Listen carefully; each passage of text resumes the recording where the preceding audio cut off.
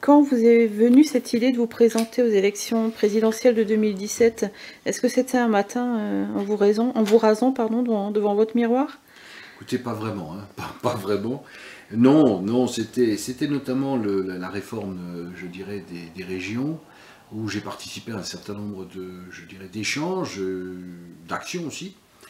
Et bon, je pensais qu'au niveau des régions, on allait pouvoir un peu remuer les choses de telle façon à démontrer que c'était un peu, très franchement, une idiotie, cette affaire de grande région. Et en fait, au fil des jours et des mois, je suis aperçu que finalement, ça ne servait pas à grand-chose et qu'il n'y avait qu'un seul endroit où on pouvait agir, c'est en fait réformer la Constitution. Et réformer la Constitution, il faut que ce soit fait par le plus haut niveau, et donc par le chef de l'État. Et à ce moment-là, je me suis dit, bon, ben, je pense qu'il faut faire quelque chose. J'ai essayé de voir un peu avec mes collègues maires, si ils étaient dans la même démarche, etc. Et j'ai découvert un peu comme dans la population, beaucoup de gens, beaucoup de personnes qui sont tout à fait d'accord avec ce qu'on dit, c'est-à-dire que le système est à bout de souffle, on n'y arrive plus, on est écrasé par les charges, on est écrasé par les normes, on est écrasé par la paperasse, etc. Mais qu'il y en a quand même relativement peu qui vont au bout de leur raisonnement en allant jusqu'à protester officiellement ou visuellement. Et je me suis dit, bon, il faut qu'on fasse quelque chose. Après tout, on a beaucoup protesté pour les régions. Finalement, ça a servi à faire passer un message, mais on n'a pas eu beaucoup de résultats.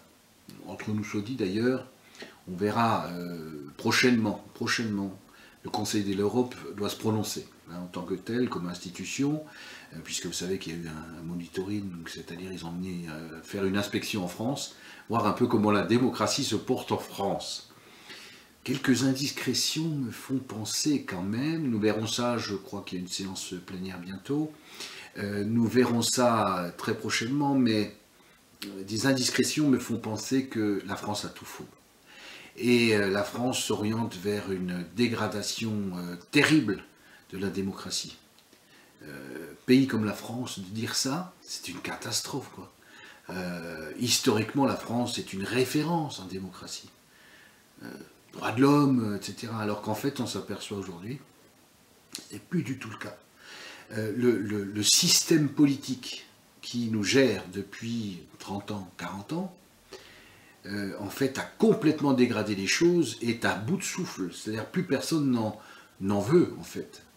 Sauf que le système a mis en place un certain nombre de verrous, dont d'ailleurs les énormes régions, qui leur permettent de continuer à assurer le pouvoir.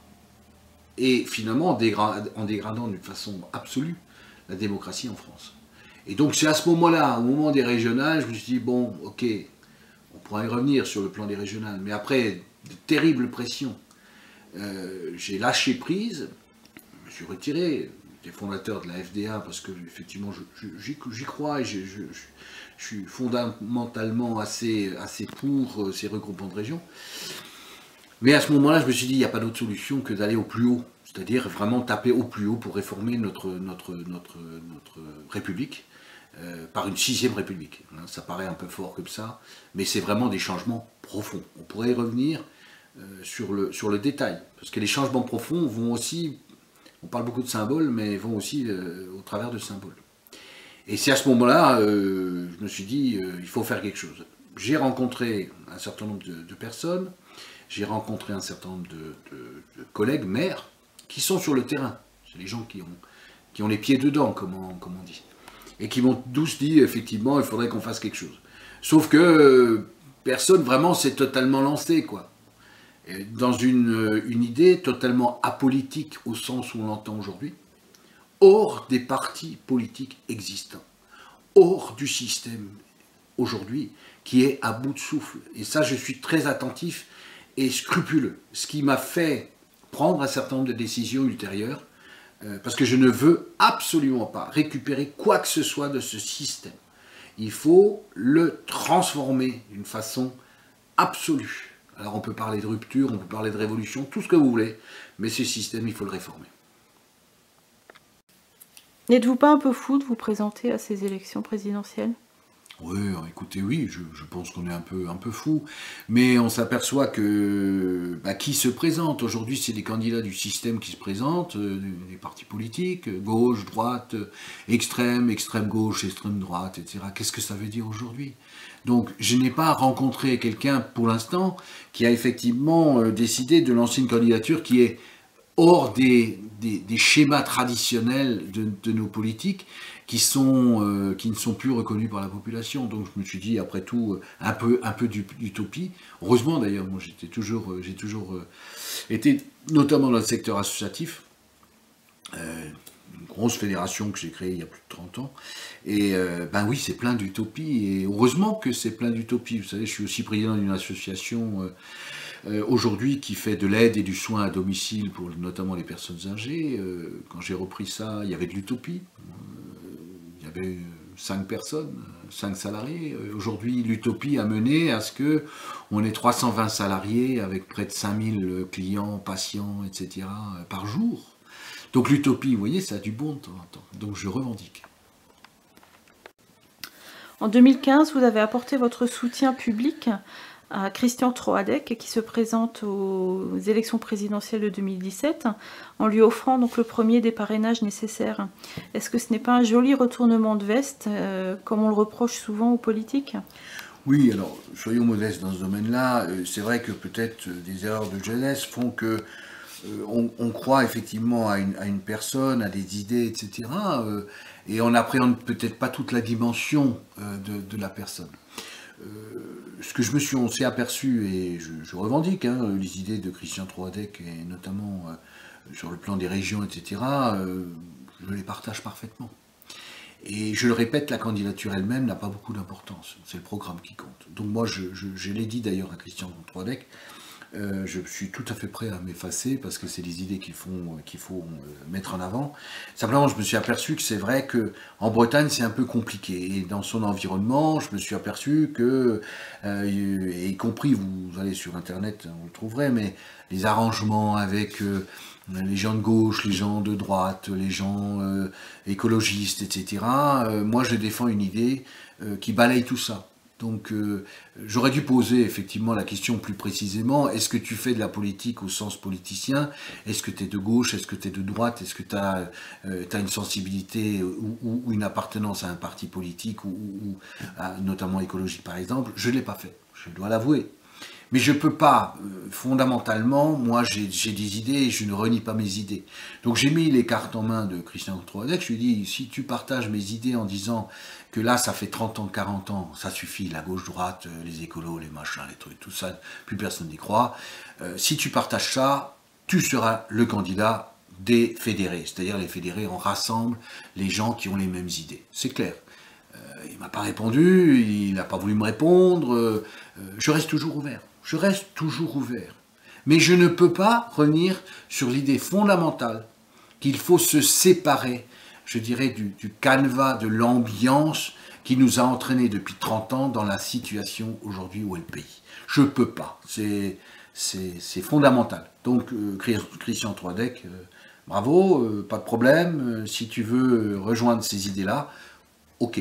Mais si tu restes dans l'optique de négocier, avec les partis, au niveau des départementales, des régionales, etc., j'ai constaté effectivement, a priori, d'après ce qu'on peut dire, il est plutôt de l'extrême gauche, proche de Philippe Poutou, de Alain Krivine. C'est pas mon optique. Et donc je peux pas suivre ça. Mais par contre, on peut très bien, effectivement, aujourd'hui, peut très bien dire, non, je rentre pas dans cette démarche-là, je suis tout à fait en dehors des partis politiques, etc. Et à ce moment-là, pas de problème. Le candidat n'a pas d'importance. Ça pourrait être lui le candidat. Qu'est-ce qui vous fait croire que vous allez réussir à réunir les 500 signatures requises pour vous présenter aux élections présidentielles? Bon, écoutez, moi je suis maire d'une petite commune d'un département. C'est vrai que je suis aussi président départemental des maires ruraux, donc on rencontre beaucoup de collègues. Et y compris sur le plan national, on rencontre énormément de collègues qui ont les mêmes préoccupations et qui disent ça va plus, on n'en peut plus, etc.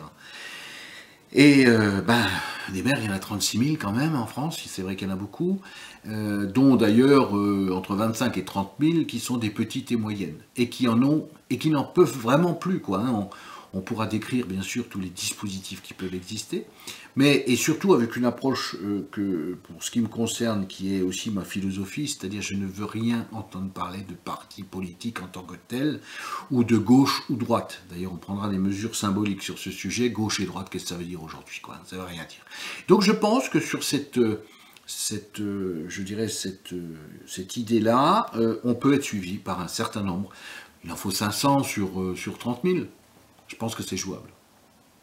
Vous avez dit que vous souhaitez rendre la parole aux citoyens et vous faire l'écho de la colère des maires qui se sentent étouffés par trop de centralisation. Quelles sont les garanties pour ces citoyens et ces élus qui prouvent que vous allez effectivement tenir parole si vous êtes élu, parce que les citoyens ont entendu déjà tellement de promesses des candidats? Vous avez tout à fait raison. Et c'est un des points que j'ai examiné. Les promesses devront être non seulement bien sûr tenues, mais devront être suivies au jour le jour. Mesure symbole. Il y aura un site internet avec les promesses. Et au fur et à mesure de la mise en place des différents dispositifs et des réformes, on mettra à jour ce site, avec bien sûr la possibilité pour les concitoyens d'y apporter des choses. Mais parlons technologie moderne, et au jour le jour, un site internet qui précise l'évolution des promesses. Et si on devait avoir quelques difficultés, expliquer pourquoi, comment et les délais. Au jour le jour, je dis bien au jour le jour. Et si les promesses ne sont pas tenues, il faudra démissionner, c'est clair, il faudra expliquer aux gens. Nous ne pouvons plus vivre sur ce type de promesses qui sont jamais réalisées ou qui sont irréalistes ou qui sortent d'un chapeau au moment des élections, notamment présidentielles. Ça, ce n'est plus tenable. On n'est plus crédible. Les uns et les autres, les élus ne sont plus crédibles. Je l'ai dit d'ailleurs à un certain nombre de députés. Comment voulez-vous être crédible lorsque un Parlement se réunit? Sur 577 députés, vous en avez 14 qui font la loi. Comment voulez-vous être crédible? Donc ça, au jour le jour, les promesses. Voilà. Concernant votre programme, vous souhaitez laisser à l'État le minimum du nécessaire et le maximum aux régions dans différents domaines. Pensez-vous réellement que la majorité des Français sont prêts pour cette décentralisation? Alors, moi, je pense que les Français sont prêts à avoir des réformes fortes pour qu'effectivement, ils retrouvent simplement un peu d'espoir. Aujourd'hui, les Français n'ont plus d'espoir. Donc, il faut qu'ils puissent retrouver cet espoir. Et il faut qu'on remette en route ce pays, quoi. Parce qu'aujourd'hui, il est en panne, le pays. En fait, il y a une règle d'or qu'il faut qu'on injecte dans le système. C'est la responsabilisation, à tous les niveaux. Comment voulez-vous que les uns et les autres soient responsables, y compris d'ailleurs les élus, les politiques, etc., si à un moment donné, ils ne se sentent pas totalement concernés? Donc il faut responsabiliser. Pour responsabiliser, il faut, et c'est un élément clé, cultiver les différences et pas l'inverse. Tout rendre plat, devenir des androïdes, c'est-à-dire les humains deviennent des consommateurs. S'ils pouvaient consommer la même chose au même moment, au même endroit, ça serait super optimisé. S'ils pouvaient dire la même chose dans tous les débats, ça serait merveilleux. Ça, il faut le casser. Il faut cultiver les différences. La richesse d'un pays, voire de l'humanité, voire des hommes et des femmes, c'est les différences. Et c'est les différences qui font évoluer les choses. Et donc, il faut cultiver ces différences. Ça veut dire qu'il faut qu'on fasse des endroits, et je pense aux régions, qui sont différentes les unes des autres. Ils le sont d'office, le patrimoine n'est pas le même, l'héritage culturel n'est pas le même, l'histoire n'est pas la même. Donc il faut cultiver ça. Et je pars de ce principe-là pour qu'on puisse créer des émulations entre les différentes régions et surtout ne pas être uniforme. Et pour ça, il faut rendre une grande partie des pouvoirs aux régions. Aux régions d'ailleurs revues. Hein. On en parlera peut-être tout à l'heure, mais les régions revues. Et donc ça veut dire une autonomie financière et de fonctionnement. Il faut qu'on puisse décider dans les régions de ce qui est bon pour la région ou pour ses habitants directement. Ça veut dire introduire un pouvoir législatif et réglementaire au niveau des régions. Et donc ça va redonner effectivement de l'autonomie. Et quand on dit autonomie, ça veut dire que les gens eux-mêmes, les élus eux-mêmes, la population elle-même, va pouvoir s'accaparer du projet de la région et pouvoir être motivé pour faire avancer cette région. Aujourd'hui, quelle est la motivation de faire avancer une région? On est dans ces énormes régions. Comment voulez-vous démontrer entre les Ardennes, voire l'Alsace ou même la région PACA, etc. Comment voulez-vous motiver les gens? Ils sont tellement noyés dans des choses qui n'ont plus aucune motivation. Donc redonner de l'autonomie aux régions, ça veut dire aller très très loin. Pour les exemples allemands ou suisses, ça veut dire que 70-80% des finances qui sont récoltées dans ces régions restent aux régions. C'est quand même aussi une façon d'expliquer à la population d'une façon claire. On prélève des impôts, mais avec ces impôts-là, on va vous faire des choses concrètes chez vous. Et donc ça remotive tout le monde, une population qui aujourd'hui n'a absolument plus d'espoir. Donc c'est une réforme en profondeur de l'idée même de la démocratie, qu'il faut qu'elle soit participative, ouverte, et qu'on puisse faire respirer cette démocratie par justement, je dirais, une culture des diversités. Donc, dans votre programme, vous souhaitez entre autres donc, la limitation de la durée des mandats, la suppression du Sénat, l'autonomie des régions et le référendum d'initiative populaire. Concrètement, comment ferez-vous pour mettre tout cela en place si vous n'avez pas la majorité à l'Assemblée nationale? Alors, vous savez, bon, on espère effectivement avoir un bon score dans ces présidentielles, on verra un peu comment ça se déroule, mais il est de tradition que les législatives qui suivent les présidentielles s'alignent un peu et suivent effectivement le choix qui est fait au niveau des présidentielles. Il faut savoir que les promesses, ou du moins les programmes au niveau des présidentielles, c'est quelque chose d'important. Je passe là-dessus, mais la candidature en tant que telle n'a aucune importance. C'est le programme qui compte. Et donc, comme je disais, avec un suivi très précis un petit peu des promesses, etc., je pense que le candidat qui sera effectivement élu aura fait un certain nombre de promesses qu'il faudra qu'il tienne. Et appuyé par une majorité qui sera aussi tenue par ses promesses. J'ai bon espoir effectivement d'obtenir ça, même si c'est que quelques pourcents. Vous savez, une présidentielle, ça se fait sur quelques pourcents, 2%, 3%. Et si nous arrivons à avoir assez d'influence, eh ben je pense qu'on aura cette majorité pour mettre en place, parce que c'est tout simplement réclamé par la population, par les citoyens. Et je pense que si c'est réclamé par les citoyens, il faudra le mettre en œuvre. Sinon, je pense qu'à un moment donné, vous savez, la France est un peu particulière dans sa façon de fonctionner. Il y a eu Révolution, il y a eu mai 68, et on s'aperçoit que les Français sont assez passifs d'une façon générale, et à un moment donné, ça explose. Donc je pense que la pression sera assez forte pour qu'on puisse mettre en place ces vraies réformes. En voulant supprimer le Sénat ainsi que les privilèges des ministres, ne risquez-vous pas de vous faire beaucoup d'ennemis? Alors à cette question, oui, bien sûr, je fais beaucoup d'ennemis. Je le ressens un peu, d'ailleurs, tous les jours. Hein. C'est évident que c'est un peu dur quand on dit ça, hein. Supprimer le Sénat, supprimer le Conseil économique et social. Bon, enfin, soyons réalistes. Il faut que ça soit opérationnel et que ça soit constructif, et il faut que ça soit pertinent. Aujourd'hui, très franchement, on voit bien... Écoutez, ce que je dis, supprimer le Sénat, entre nous se dit, c'est pas que moi qui le disais, ou qui le dit. De Gaulle le disait déjà en 69. 69, le référendum de Gaulle, malheureusement les Français ont jugé que c'était pas la bonne question ou le bon endroit, etc. Ils ont répondu un peu à côté, mais De Gaulle posait déjà la question aux Français, faut-il supprimer le Sénat?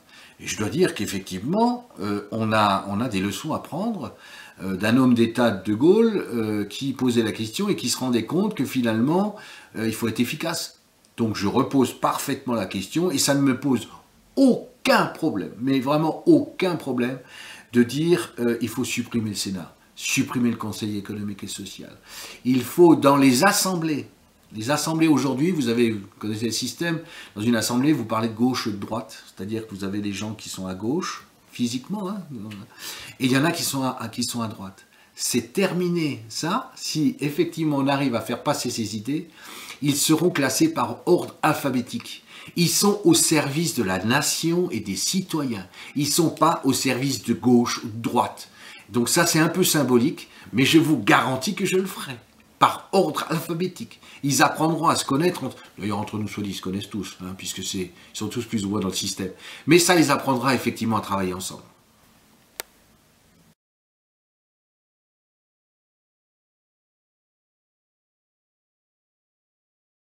C'est tout simple, hein, tout simplement, effectivement, on reviendra à un référendum. C'est-à-dire on fera se prononcer la population sur la réforme des régions, ce qui est d'ailleurs, d'après nous, et d'après, je pense, beaucoup, ce qui est normal et qui est d'ailleurs inscrit dans la charte européenne au niveau carrément européen, qui a été ratifié par la France, ce que nous avions d'ailleurs défendu à l'époque de la campagne des régionales. Bon, malheureusement, les tribunaux, là aussi les tribunaux, on peut en parler. Il est vrai que ça passe au travers d'un certain nombre de mécanismes. Conseil d'État, il faut savoir quand même que la moitié des membres du Conseil d'État sont nommés par l'État lui-même, c'est-à-dire par le gouvernement. Donc on peut quand même s'interroger.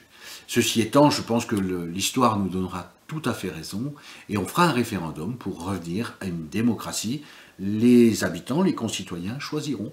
Et ils choisiront leur territoire, ce qui est, à mon avis, une démocratie qui vit et qui respire et qui sera partagée.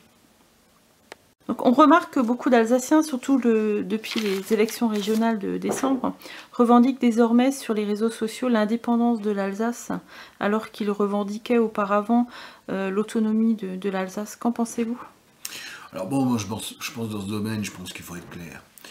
Indépendance aujourd'hui, autant des pays de l'Europe, etc. Indépendance est un terme qui, je dirais, fait des ruptures totales avec tout ce qui peut fonctionner dans un pays. Moi, très clairement, je suis pour effectivement une autonomie, c'est-à-dire donner plus de responsabilisation dans les régions et laisser le strict minimum à l'État. L'État régalien, hein, la police, l'aspect militaire, s'il en faut d'ailleurs, on a beaucoup de choses à dire d'ailleurs sur notre défense. L'administration d'État, bien sûr, mais je pense qu'il faut parler d'autonomie financière et de fonctionnement avec un pouvoir législatif et, je dirais, réglementaire dans les régions. C'est la solution.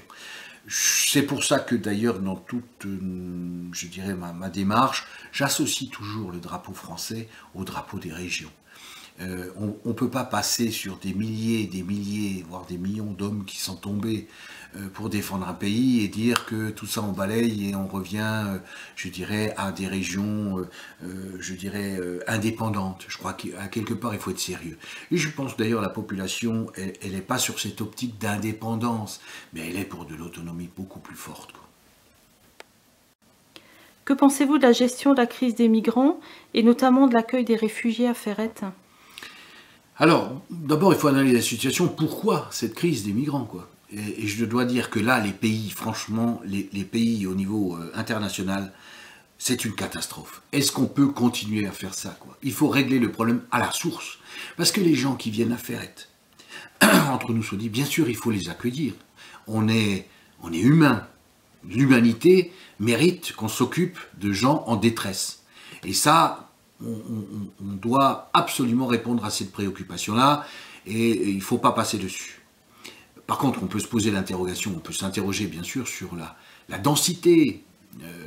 Ferrette, 800 habitants, voire un peu moins, jusqu'à 120 migrants, ça pose problème, si vous voulez, parfois de cohabitation culturelle, tout bêtement. Ce n'est pas un élément, je dirais, de race, etc. Ça n'a aucune importance. La proximité culturelle fait qu'on peut avoir un peu plus de problèmes. Je pense que si tout le monde en absorbait 5%, ça ne devrait pas poser de problème. Voire un peu moins, mais réparti sur l'ensemble du territoire. Par contre, il faut régler absolument le problème de la raison. La raison, pensez-vous que ces migrants qui arrivent, parfois, effectivement, on l'a vu, sur des bateaux, enfin, etc., soient heureux d'être à Ferrette, très franchement. C'est plus tolérable. Il faut régler ce problème. Tout le monde dans l'humanité a droit à la paix tout simplement, a droit à la paix et de vivre chez soi, dans sa culture, avec ses racines, avec ses amis, avec sa famille. Tout le monde a droit à ça. Il faut que la communauté internationale, je m'entends bien, internationale, règle une fois pour toutes cela. Écoutez, il se passe des batailles dans tous les sens, des guerres dans tous les sens. Il faut bien que quelqu'un fournisse les armes. Qui fournit les armes? Excusez-moi, bon, certes, les États-Unis, mais je crois que la France est troisième aux fournitures d'armes. Il faut qu'il y ait un règlement mondial de ces phénomènes-là. Il faut qu'on vive en paix une fois pour toutes. Les fanatiques, il faut les mettre de côté, parce que souvent, c'est des fous. Mais il faut régler ce problème à la source. Moi, je pense qu'effectivement, le phénomène des migrants doit absolument être réglé à la source, une fois pour toutes, et que les puissances mondiales ne soient plus dirigées par la puissance financière, avec parfois des pays qui sont artificiels, parce que ça arrange les uns et les autres. Ça va plus. Il faut qu'effectivement, il y ait une puissance internationale qui puisse régler ces problèmes de fond, et sur un critère tout à fait simple, la paix et le bonheur de tous. Ça paraît là aussi une utopie. Mais la paix et le bonheur de tous, ça doit être l'aboutissement. Et tout doit partir de là. Tout doit s'aligner là-dessus. Donc s'il faut une force internationale pour régler ce type de problème, pour que tout le monde soit en paix, eh bien il faut une force internationale, payée par tout le monde. Voilà, je suis très, je dirais, réservé sur ces problèmes de migrants. Je pense que c'est beaucoup de l'utilisation des uns et des autres, et je pense qu'une fois pour toutes, il faut régler ce phénomène. Ce sont des hommes et des femmes qu'il faut absolument défendre, soutenir, accompagner, mais leur bonheur ne se trouve pas forcément dans cet exemple de Ferret, quoi. Quel est votre programme concernant la réduction du chômage en France ? Alors aujourd'hui, d'abord une première interrogation, c'est qu'on peut s'interroger donc sur le fait que est-ce qu'on trouvera un jour le plein emploi. Vous savez, l'évolution de la technologie, etc., fait que on risque d'avoir des sérieux problèmes à retrouver le plein emploi. Donc il faut s'organiser en conséquence. Bon, dans une première partie, effectivement, je dirais de mesures, il faut alléger tout ce qui est charge sociale. Et quand je dis alléger, c'est vraiment une façon draconienne. Il n'est pas normal, si vous voulez, que les actifs supportent la totalité de tous ceux qui ne sont pas actifs, y compris d'ailleurs les problèmes de dépendance, les problèmes voire de retraite, etc. Donc il faut qu'on recentre un peu tout ça, il faut que la collectivité dans son ensemble participe à ces phénomènes de prise en charge, je dirais, des dépendances. Ça, il faut le réformer. Si on arrive effectivement, et pas on arrive, il faudra le faire, réduire les charges sociales de telle façon à ce que les entreprises puissent réembaucher. Il faut aussi peut-être revoir un peu certaines mesures du Code du travail qui sont parfois un peu draconiens et qui n'encouragent pas beaucoup l'embauche effectivement de salariés, du moins qu'ils le freinent. Aujourd'hui, je pense qu'il faut donner un peu d'air. Et la réduction notamment des charges sociales, la révision d'un certain nombre de mesures sur le plan du Code du travail, voire de normes. Vous savez, aujourd'hui, ici dans ma collectivité, la dernière remarque qu'on m'a fait, mais vous vous rendez compte, vous n'avez pas fait passer l'organisme de contrôle des escabeaux. C'est hallucinant, quoi. Les escabeaux. Il faut qu'on vérifie maintenant tous les ans les escabeaux, quoi. Franchement, ça devient, voilà, quelqu'un n'a plus le droit de monter sur une échelle, n'a plus le droit de changer une ampoule. À un moment donné, ça devient tellement contraignant que c'est contre-productif. Donc il faut redistribuer un petit peu les choses, et le budget de l'État doit en tenir compte, hein, et pas forcément que les actifs. Donc là, je pense qu'on arrivera effectivement à réduire le chômage et évidemment encourager les entreprises, les entrepreneurs. Aujourd'hui, on ne les encourage pas, les entrepreneurs. Les entrepreneurs, ils en ont marre, quoi. Donc il faut vraiment concerter et avancer dans cette direction. Imaginez que vous êtes élu donc président de la République. Quel ministre choisirez-vous ? Alors évidemment, je ne vous donnerai pas de nom, hein, parce que c'est beaucoup trop tôt, mais par contre, c'est une certaine idée, c'est-à-dire que dans le sens où il faut que ce soit des gens compétents, que ce soit des gens de terrain. Et quand je dis sur les ministres, je lance un peu une boutade, les ministres à vélo, les ministres dans le métro, c'est pas pour je dirais, faire des caricatures, mais c'est pour qu'ils aient les pieds dedans, c'est-à-dire qu'ils pratiquent tous les jours, qu'ils appréhendent les sujets. C'est la meilleure façon de trouver les bonnes solutions, c'est de bien connaître les sujets. Aujourd'hui, très franchement, on nomme au ministre parce que ça fait plaisir, parce qu'il y a un environnement politique qui fait qu'il faut qu'on prenne celui-ci, celui-là. Ça ne doit pas être la préoccupation. Il faut que ce soit des gens de terrain, qui connaissent les sujets. Et évidemment, on ne peut pas nommer un plombier à une mission de santé publique, quoi. C'est le b.a.-ba, mais aujourd'hui, c'est ce qui se pratique. C'est ce qui se pratique avec un recasage des uns et des autres au Conseil d'État, au Conseil économique et social, enfin, au Conseil constitutionnel. Mais ça ressemble à quoi? Ça ressemble à rien, et c'est pour ça que notre pays est dans la situation où on est. Du professionnalisme. Après, c'est les politiques qui dirigent, et il faut que l'administration suive, et que ce ne soit pas l'administration qui dirige. L'administration doit proposer, doit examiner les idées des élus, mais ne doit pas imposer ces idées, ce qui est aujourd'hui pas le cas. Donc ça sera une profonde réforme, notamment dans le choix des ministres. Que pensez-vous de l'idée de M. Stroman d'obliger les bénéficiaires du RSA à effectuer un minimum de 7 heures de bénévolat par semaine? Alors l'idée est certainement louable, je pense qu'il y a une réflexion effectivement qui peut être retenue dans le sens où responsabiliser les uns les autres. Après on peut s'interroger, on peut se dire aussi, à quelque part la collectivité fait quelque chose pour un individu, une personne, un citoyen, on peut imaginer effectivement avoir un retour à la collectivité. Donc tout ça est très louable, mais évidemment pas sous cette forme-là, dans le sens une obligation de 7 heures de bénévolat. Je veux dire, ça veut dire quoi? Il faut ramener ça à l'individu. C'est-à-dire qu'un individu, il est fait de diversité. Donc il n'a pas forcément peut-être la capacité intellectuelle, la capacité physique pour faire ces 7 heures. Donc on va lui supprimer son RSA pour un impératif de 7 heures. Non, je pense qu'il faut leur proposer. Moi, on a développé au niveau de la Fédération du bénévolat une idée qui est le service civique d'intérêt sociétal. C'est-à-dire que on a, y compris les élus, le gouvernement a fait un certain nombre de dispositifs avec des tiroirs. Et les gens, ils les prennent et ils les mettent dans le tiroir RSA, ils les mettent dans le tiroir aide sociale, le tiroir bon alimentaire, le tiroir... Évidemment, les gens s'y complaisent, mais ils ne sont pas heureux dans ces tiroirs. Il faut les en sortir. Et pour les en sortir, la seule façon, c'est de pouvoir les réinsérer dans la société. Et je pense que les uns et les autres peuvent aider à réinsérer dans la société. Ça veut dire examiner les personnes, voir les rencontrer, discuter avec les personnes. Moi, je suis persuadé que des gens qui ont le RSA pourraient, par exemple, faire 1 heure à la médiathèque municipale, par exemple, pour couvrir des livres. Ça leur permettrait, en fait, de retrouver des autres bénévoles, par exemple, et de commencer à échanger, de dire, tiens, moi je suis un peu embêté parce que j'ai pas beaucoup de sous, il faut que j'aille chez le médecin, et demain j'ai pas de transport. Bah, les bénévoles qui sont autour de la table en train de couvrir des livres il y en a peut-être une qui va lui dire bah, attends, je t'emmène, te casse pas la tête, j'ai la voiture, je t'emmène. On réinsère, donc on refait dialoguer ensemble, mais surtout on ne laisse pas dans les cases.